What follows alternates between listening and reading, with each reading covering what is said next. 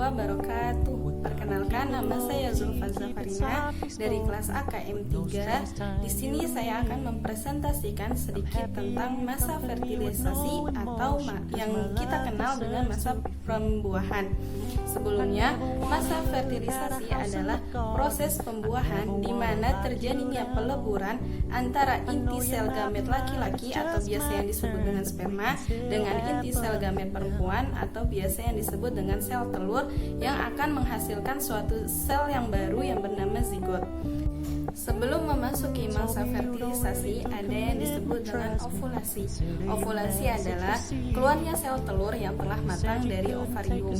Seperti yang telah kita bahas di minggu kemarin, fungsi ovarium adalah untuk memproduksi dan tempat berkembangnya sel telur yang telah matang. Di dalam ovarium ada banyak sel telur, namun hanya satu sel telur saja yang akan dipindahkan ke folikul ovarium untuk proses pematangan. Setelah sel telur diproses pematangan di folikul ovarium, ia akan meninggalkan folikul ovarium dan berkembang menjadi korpus luteum. Korpus luteum ini menghasilkan hormon progesteron yang berfungsi untuk menebalkan dinding rahim dengan nutrisi dan aliran darah sebagai rumah sel telur yang telah dibuahi.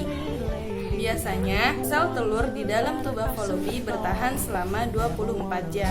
Apabila di dalam 24 jam tersebut tidak ada sel sperma yang membuahinya, maka tidak akan terjadinya proses kehamilan dan terjadi masa menstruasi. Begitu pula sebaliknya, apabila 24 jam di tuba Fallopi ia dibuahi oleh sel sperma, maka akan terjadinya proses kehamilan.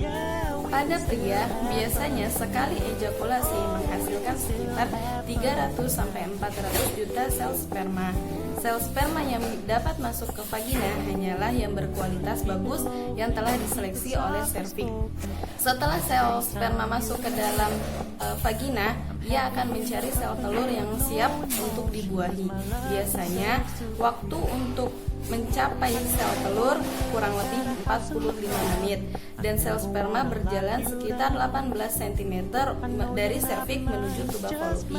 Umumnya sel sperma berenang kurang lebih 2,5 cm atau sekitar 15 menit dan hanya satu sperma yang dapat menembus dinding sel telur.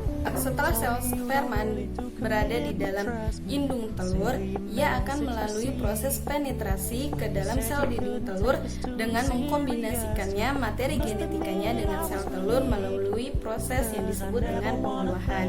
Nah, proses pembuahan ini paling lama 16-18 jam. Setelah proses pembuahan di dalam tuba Fallopi, ia akan menghasilkan satu sel tunggal atau biasa yang disebut dengan zigot.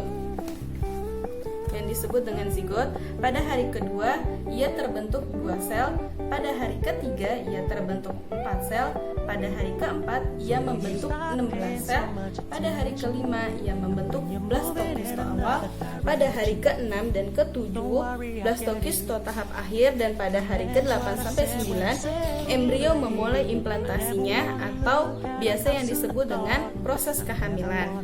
Baik, terima kasih telah mendengarkan.